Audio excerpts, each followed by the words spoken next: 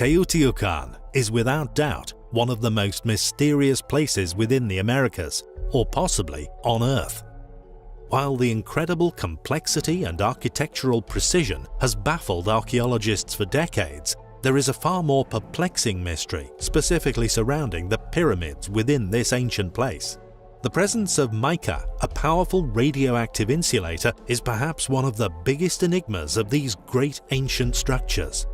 Established or quite possibly re-inhabited around 100 BC until its fall between the 7th and 8th centuries, Teotihuacan was one of the largest cities in the ancient world, with over 150,000 inhabitants at its peak. According to archaeologists, the advanced design of Teotihuacan suggests that ancient builders had advanced knowledge not only of architecture but of complex mathematical and astronomical sciences. Additionally, one of the more intriguing characteristics differentiating it from many other ancient sites is the fact that from the air, Teotihuacan strangely resembles that of a modern computer circuit board. Curiously, when Hernan Cortes and his men conquered the Aztec Empire in the 16th century, they asked the natives who had built such a colossal city. The Aztec replied, "We were not the builders of Teotihuacan. This city was built by the Quinahnatsin, a race of giants who came here from the heavens in the times of the second sun." The Aztecs were in fact the ancient civilization that named the place Teotihuacan, yet they did not know the original name for the city. The pyramids had remained buried, hidden under several meters of vegetation for unknown millennia, only rediscovered within the last century. Then in 1906, on the 5th deck of the Pyramid of the Sun, a thick layer of laminated mica covering an enormous area was unearthed. At that time in 1906, mica was an invaluable resource, highly priced on the world market. It is used for the construction of capacitors and is considered an incredibly efficient electrical and thermal insulator, which has a melting point of over 1,100 degrees Celsius. Most of the mica found in 1906 at Teotihuacan was unfortunately robbed out, subsequently sold at a great price to resource tycoons. Fortunately, however, not all the mica has disappeared from Teotihuacan.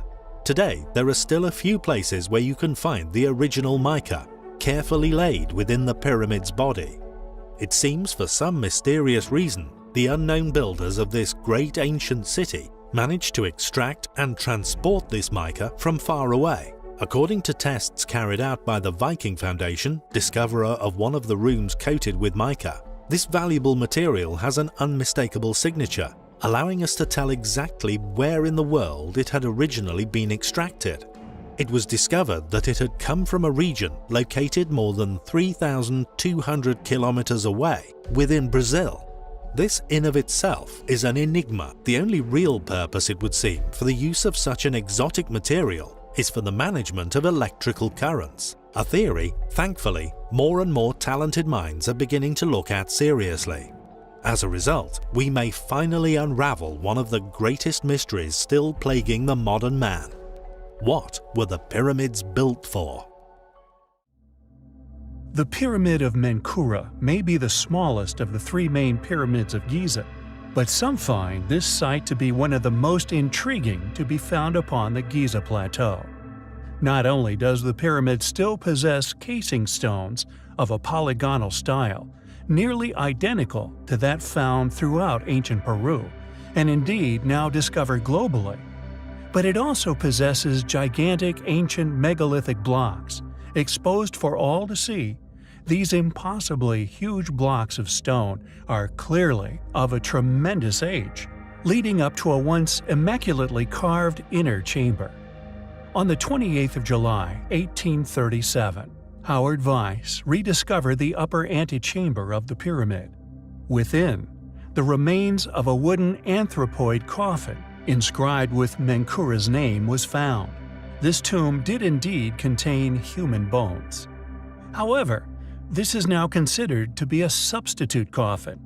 Radiocarbon dating on the bones also claimed to have determined them to be less than 2,000 years old, which, according to certain researchers, suggests an all too common bungled handling of remains from another site. Furthermore, along with polygonal masonry, an inner chamber and 3 tiny accompanying pyramids, known as G3A, G3B, G3C, the age of this pyramid has also not been hypothesized or narrowed down to any specific era within the ancient Egyptian Empire, making it an obscurity, and also, predictably, a lesser-known site within academic study and mainstream reporting. Who built the pyramid? Are the megaliths within the outer temple walls the same as those of the exoskeletons of the larger ancient Great Pyramids?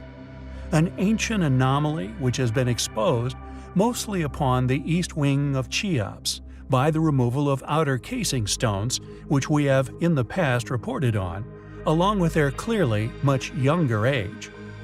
In AD 1196, Al-Aziz Uthman, Saladin's son and the Sultan of Egypt, attempted to demolish the pyramids, starting with Menkaure. However, and rather predictably, 8 months in, they found that it was nearly impossible to destroy. Not only could they only remove 1 or 2 stones each day, when a stone fell, it would bury itself in the sand, requiring extraordinary efforts to free it.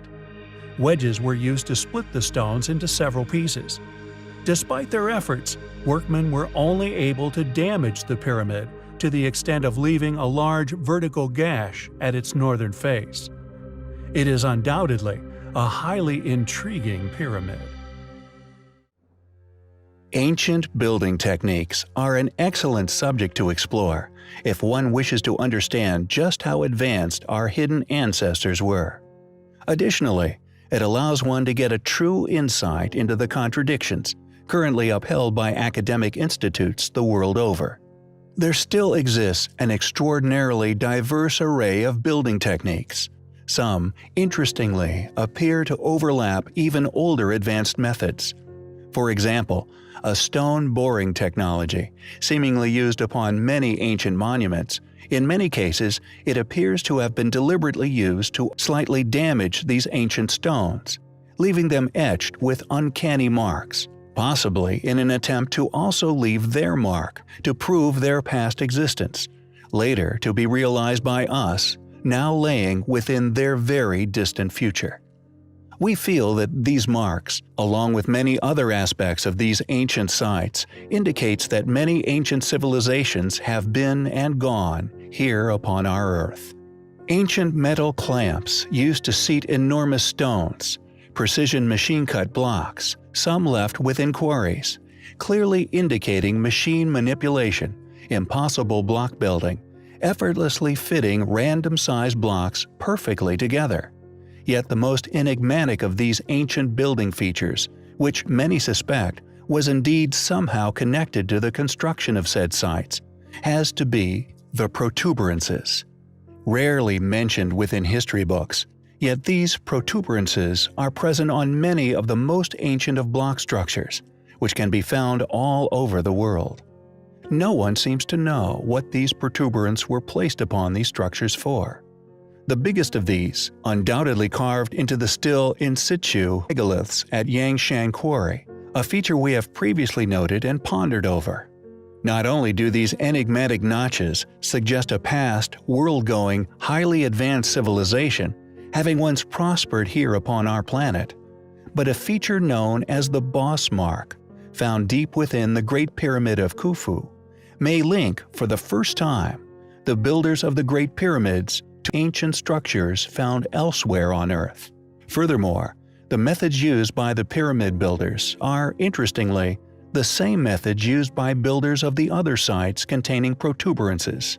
This strategic building method, meaning that their ruins have outlived, we feel, many other ancient civilizations now lost to history.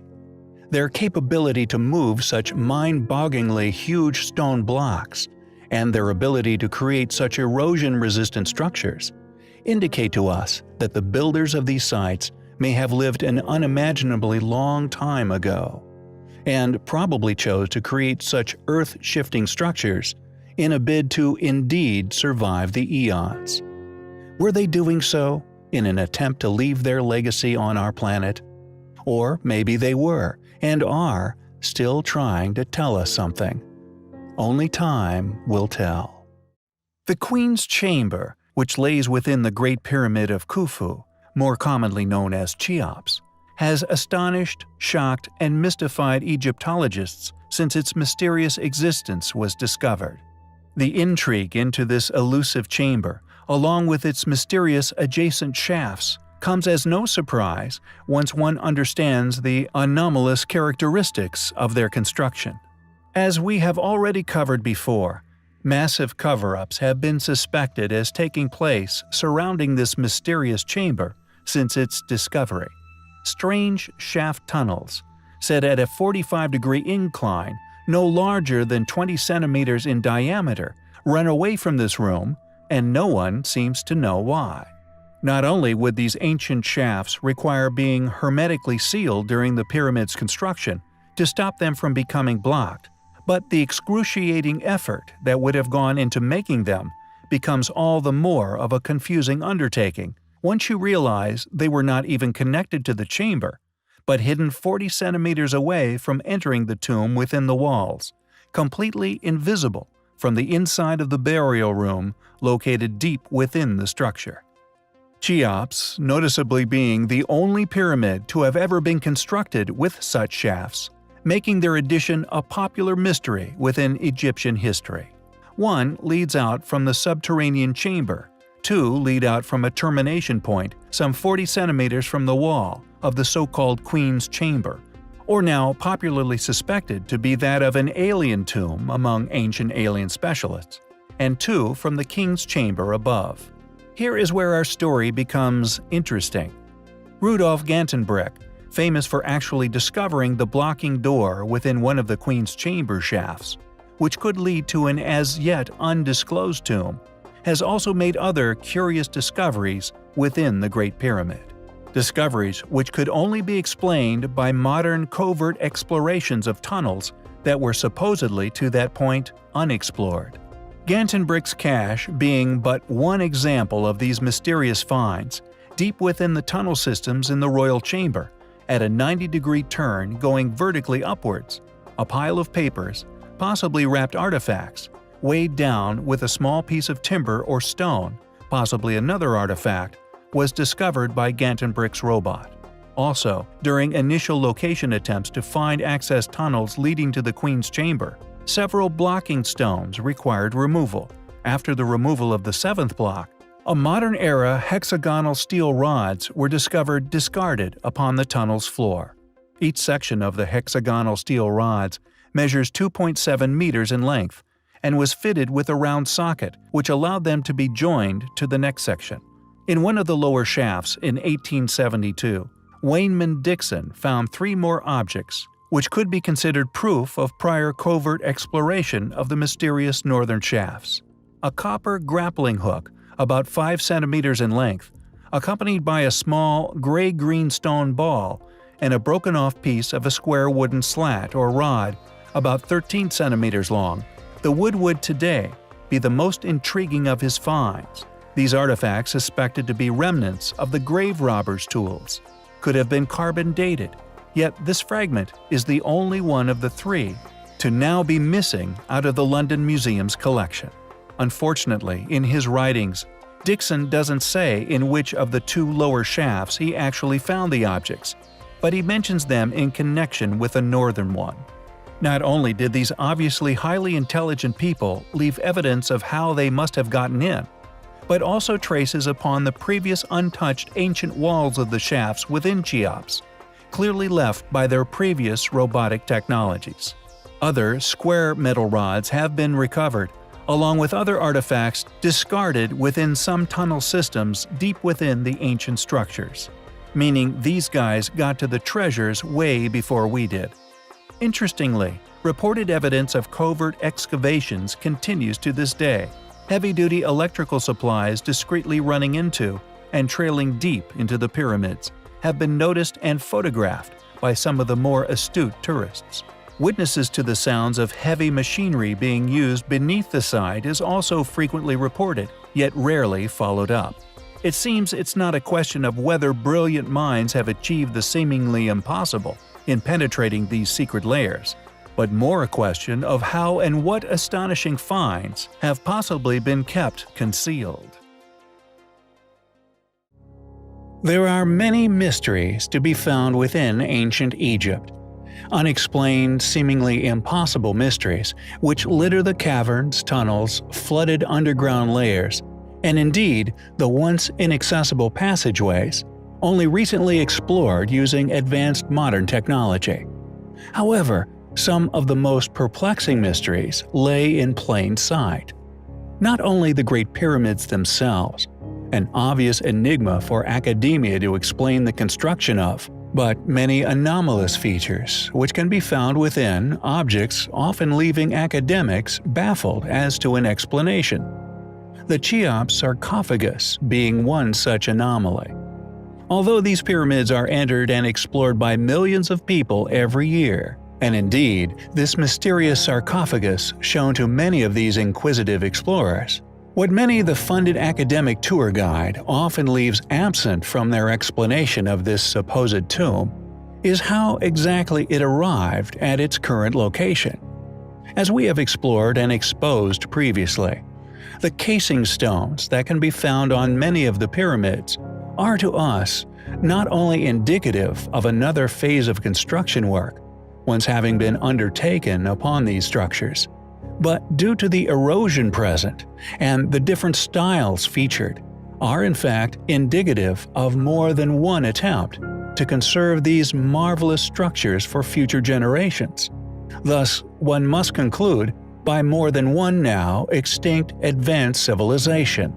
As such, the age of the sarcophagus of Cheops could be immense. So it is not surprising that it has encountered not only grave robbers, but has been vandalized also at points within the distant past. Furthermore, and perhaps most intriguing and frustrating, is that the sarcophagus lid is missing, a lid that could have explained the past contents of this mysterious box, or like the tomb of Pakal, exposed extremely controversial illustrations of possible past technologies. Unfortunately, however, or rather most conveniently for academics, this lid has never been discovered. Yet what is most perplexing regarding this diorite box, notably one of the hardest workable stones on Earth, is that no one seems to know how the original builders managed to transport the box to its current location deep within the bowels of Cheops. The diameter of this supposed tomb being too large to have traveled down any of the known tunnels, which have so far been discovered within the ancient pyramid. This leaves us with two likely possibilities. One, that the diorite box was placed there and the pyramid built around it, which is a mysterious and confusing hypothesis, mostly due to the lack of markings of significance found upon the sarcophagus, or indeed the lack of any dedicative markings found anywhere else surrounding it. It is as though the box was placed there without much effort to indicate any importance to its existence. Yet, to cut such a box, which has since been discovered to have been cast from one single block of diorite, would have taken tremendous effort, a feat that modern man would only accomplish with the use of diamond-edged power tools, not to mention the effort that would have been involved in moving this multi-ton stone into its found location. The second hypothesis regarding how this sarcophagus found its way into its current location is that the box itself was transported to its found location through tunnels and passageways we are yet to discover, possibly hinting at the fact that within this Great Pyramid, there are indeed many more hidden layers and cavities we are yet to explore or discover. Maybe the placement of this seemingly inanimate box was placed there to suggest exactly this. Furthermore, what was on the lid of this supposed sarcophagus? Why is it known as the sarcophagus of Khufu, when Khufu was not discovered within it? In fact, nothing was discovered within it. And why is the lid mysteriously absent? Where did the lid to this sarcophagus go? Why, if destroyed by grave robbers, was it not left where it lay? Did this lid contain controversial information, possibly pertaining to the original contents or indeed purpose of the Great Pyramids? We find the diorite sarcophagus of Khufu, and indeed its unexplainable journey into the center of the pyramid, highly compelling. Countless talented, valiant souls, spanning all throughout modern history, have been publicly lambasted for their troubles. Not only are such readings and results regularly scoffed at, and any subsequent finding, all stemming from their honest admittance that their data showed evidence of inhabitation with, quote, underestimated prehistoric dates. Many of these artifacts and ruins, claimed as being a mere few centuries old, we have, due to extensive research into similarities and differentiations at many of these sites, managed to locate signature stonework within the structure's outer walls, clearly submerged and perfectly preserved for untold millennia. Indicative of many inexplicable sites around the world, which some even claim are upwards of 300 million years old. The Great Pyramids, along with their Great Sphinx, we feel, with the substantial evidence we have previously put forward, is a treasure trove of examples, for when one becomes aware of Giza's anomalies at least, can expose those fed a lie, the impossibilities within said conspiracy theory, and begin to realize more and more unexplainable anomalies, helping others to realize just how impossibly difficult these structures would have been to create. A feat when considered by many, especially those with a good idea for the sheer size of this place, find the reality that the plateau was possibly man-made very hard to conceive, subsequently still concealing many secrets which we feel is the purpose of the plateau being created in the first place. And although it seemingly spans far from the feet of the gigantic pyramidic trio and their accompanying sphinx, we feel this was deliberate and not naturally formed. According to computer engines, the stresses within the Great Pyramid itself were perfectly calculated. However, the main strut or lintel in the Grand Gallery is cracked, indicating pulley systems or other heavy technology was still atop the structure once built. This extra weight has been hypothesized was an oversight. Furthermore, any attempts to reconstruct these incredible buildings by using computer systems to simulate supposed slave attempts, we still, to this day, cannot find a valid working technique. However, if one ups the size of the being, their strength, and indeed their intellect, not only were the pyramids within reach, but also many other baffling megalithic areas, such as polygonal masonry, all could be explained. Additionally, along with this hypothesis, many giant-sized sarcophagi have been found throughout Giza, yet we feel covered up, dismissed as clearly what they are tombs, in favor of explaining them away as storage cases. Who built ancient Egypt? When did they build it? How did they build it? Questions which need to be answered, questions which we find highly compelling.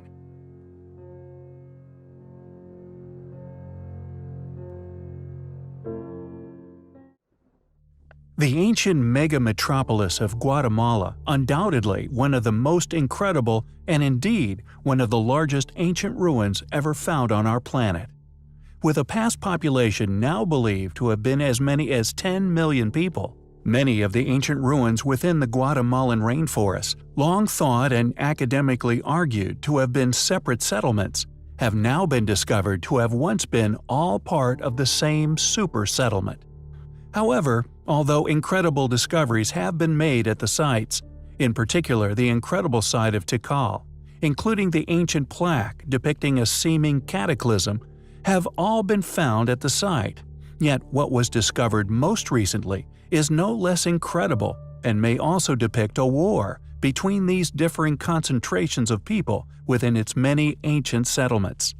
A giant frieze, or frise if you will, 8 meters wide and 2 meters tall, has been found within an ancient pyramid long hidden, buried within the rainforest, found along the exterior of a multi-roomed rectangular building within a 20-meter-high pyramid.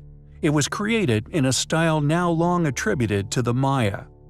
The carving depicts human figures in a seemingly mythological setting, suggesting it may depict deified rulers. It displays 3 human figures wearing elaborate bird headdresses and jade jewels seating cross-legged and appearing above the head of a mountain spirit known as a Witz.